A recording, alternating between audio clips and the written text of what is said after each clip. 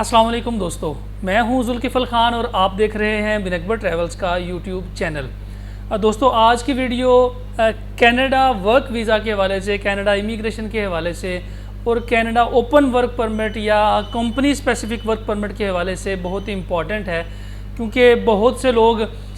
तकरीबन हर रोज़ 2 से 4 केसेस सामने आ रहे हैं कि जी हमारा ये ऑफ़र लेटर आ गया है और अब बताएं कि इससे आगे हमने क्या करना है। तो आज की वीडियो में हम आपको इसके बारे में कंप्लीट डिटेल में बताएंगे। वीडियो में आगे बढ़ने से पहले तमाम दोस्तों से वही रिक्वेस्ट,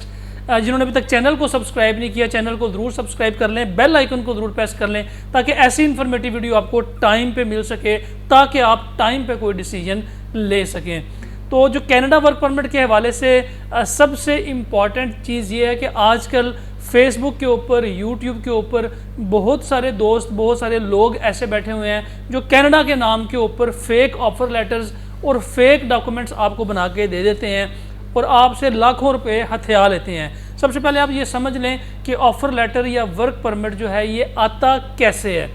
सबसे पहले आप कनाडा में किसी कंसल्टेंट को हायर करते हैं या किसी भी रिक्रूटमेंट एजेंसी को हायर करते हैं जो आपके लिए ये प्रोसेस करती है, या फिर आप डायरेक्टली एम्प्लॉयर से बात करते हैं किसी रिश्तेदार के थ्रू, किसी दोस्त के थ्रू या किसी भी वाकिफ़ बंदे के थ्रू आप एम्प्लॉयर से कांटेक्ट करके वहाँ से आप ऑफ़र लेटर मंगवाते हैं, जो वो लिमिया को क्लियर करके आपको ऑफ़र लेटर भेजता है या जॉब लेटर भेजता है, या फिर वो आपको एक डिटेल डॉक्यूमेंट भेज देता है कि हम आपको ये जॉब देंगे, इतनी आपकी सैलरी होगी। और ये जो लेटर कनाडा से आता है ये बार कोडेड लेटर होता है, इसके ऊपर कोड लगा होता है जिसको आप आसानी से स्कैन करके वेरीफाई कर सकते हैं कि ये जो लेटर आया है ये ओरिजिनल है या ये फेक है।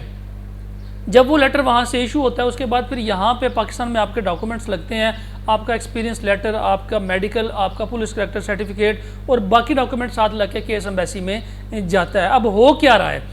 फेसबुक के ऊपर, यूट्यूब के ऊपर 90% कनाडा के नाम पे फ्रॉड हो रहा है और हमें डेली 2 केसेस, 3 केसेस, 4 केसेस लोग आ जाते हैं, ऑफिस में आ जाते हैं या फिर हमें कांटेक्ट कर लेते हैं व्हाट्सएप के ऊपर, फ़ोन के ऊपर कि हम आपको डॉक्यूमेंट्स भेज रहे हैं, हमारा ये ऑफ़र लेटर आया, हमें ये चेक करके बता दें कि ये ऑफ़र लेटर जेन्युइन है या फेक है। और वो 99% ऑफ़र लेटर फेक होते हैं। उसकी वजह यह है कि कुछ जॉब्स, कुछ कैटेगरीज ऐसी हैं जिनके वीज़े पाकिस्तानियों के लिए नहीं निकलते या फॉरेन वर्कर्स उन नो कोड्स के ऊपर क्वालिफाई नहीं करते वर्क परमिट के लिए। तो जब उन नो कोड्स के उन जॉब्स की ऑफ़र लेटर पाकिस्तान में निकल के आता है तो इट मीन्स कि ये फेक ऑफ़र लेटर है। इसलिए सबसे पहले कोशिश करें कि आपको ये पता हो कि ऐसी कौन कौन सी जॉब्स कनाडा में मौजूद हैं जो वर्कर्स पाकिस्तान से हायर हो सकते हैं। सारी कैटेगरीज़ के वर्कर पाकिस्तान से हायर नहीं हो सकते, सिर्फ लिमिटेड कुछ कोड्स ऐसे हैं, कुछ ट्रेड्स ऐसे हैं जिनको फॉरेन वर्कर्स हायर करने के लिए चुना गया है कि सिर्फ इन कोड्स के, इस कैटेगरी के लोग जो हैं वो पाकिस्तान से हायर हो सकते हैं या किसी भी कंट्री से हायर हो सकते हैं। सबसे पहले तो आप इस बात को समझें, इसमें कौन कौन सी कैटेगरी आती है और कौन कौन से लोग इसमें क्वालिफाई कर सकते हैं। स्पेशली जो 90% ऑफ़र लेटर्स निकल के आते हैं वो होटल्स के आते हैं, फास्ट फूड के आते हैं, डिलीवरीज़ के आते हैं, इसके अलावा कुक के, शेफ़ के। तो ये सारी कैटेगरीज़ जो हैं ये पाकिस्तान में वर्क वीज़ा के लिए अलाउ नहीं है। इमिग्रेशन कुछ नो कोड्स की पाकिस्तान में वर्क परमिट्स की हो सकती है, लेकिन सारे इसमें कोड्स इन्वॉल्व नहीं हैं।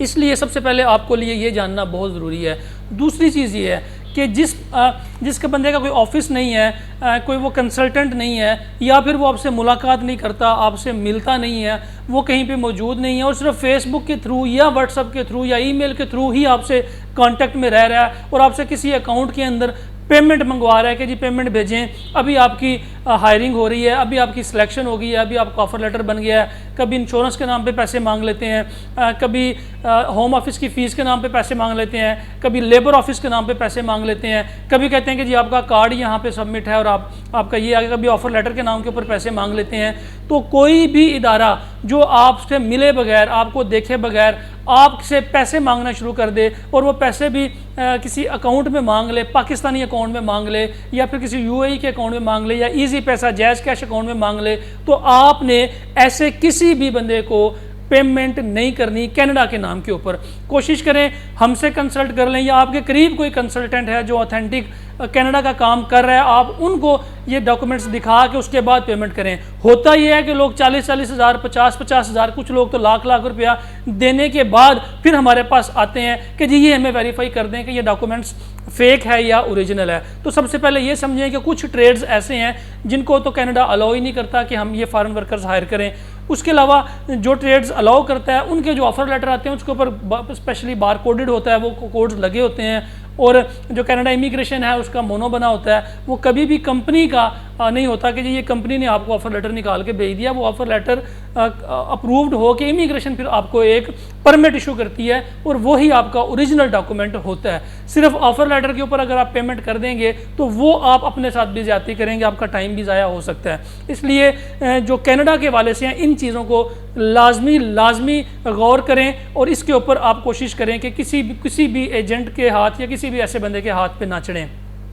इसके बाद जो नेक्स्ट स्टेप होता है, कुछ लोग ऑफर लेटर को भी वेरीफाई नहीं करवाते और एम्बेसी में अपॉइंटमेंट ले लेते हैं। और होता क्या है फिर ये, जब आपको एम्बेसी अपॉइंटमेंट देती है बायोमेट्रिक के लिए और आपसे कहते हैं कि अपने डॉक्यूमेंट्स जो हैं वो स्कैन करके हमें भेजें, तो एक तो आपका वीज़ा तो रिफ्यूज़ होना ही होता है क्योंकि वो फेक लेटर होता है, लेकिन उसके साथ साथ ये होता है कि आपकी पासपोर्ट हिस्ट्री जो है वो ख़राब हो जाती है, आपका जो डॉक्यूमेंट है वो ख़राब हो जाता है, आपका टाइम भी, पैसे भी ज़ाया होते हैं, लेकिन उसके साथ साथ आपका जो नाम है वो कनाडा इस लिस्ट में डाल देती है किसने फेक डॉक्यूमेंट हमें दिए थे और फेक डॉक्यूमेंट के उसके ऊपर उसने अपना वीज़ा अप्लाई करने की कोशिश की थी। तो आपका नाम भी ख़राब हो सकता है, डॉक्यूमेंट भी ख़राब हो सकते हैं, पैसे भी ज़ाया हो सकते हैं, वक्त भी ज़ाया हो सकता है। इसलिए कोशिश ये करें कि किसी अथेंटिक कंसल्टेंट से या फिर कनाडा में अगर कोई आपका दोस्त, अहबाब, यार दोस्त, रिश्तेदार मौजूद है तो उससे अपने डॉक्यूमेंट्स वेरीफाई करवा के फिर आप अगला स्टेप उठाएं। ज़्यादातर हमारे पास लोग वही आते हैं जिनके पास कंपनी प्रिंटेड लेटर हेड होते हैं, यानी कि किसी पेप्सी कंपनी में, KFC में, मैकडोनल्ड का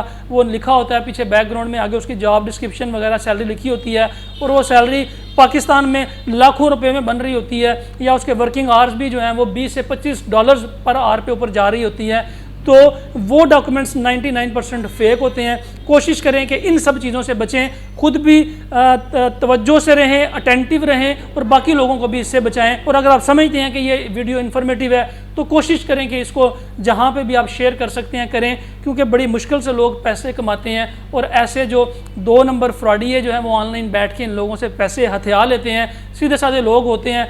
कनाडा जाने के चक्कर में अपने पैसों से, अपने डॉक्यूमेंट से हाथ धो बैठते हैं। तो कोशिश करें कि इस वीडियो को ज़्यादा शेयर करें ताकि लोगों का फ़ायदा इसमें हो सके, पैसों का भी ज़िया होने से बच सके। अगर आपको कनाडा की अथेंटिक इन्फॉर्मेशन चाहिए और आप चाहते हैं कि आप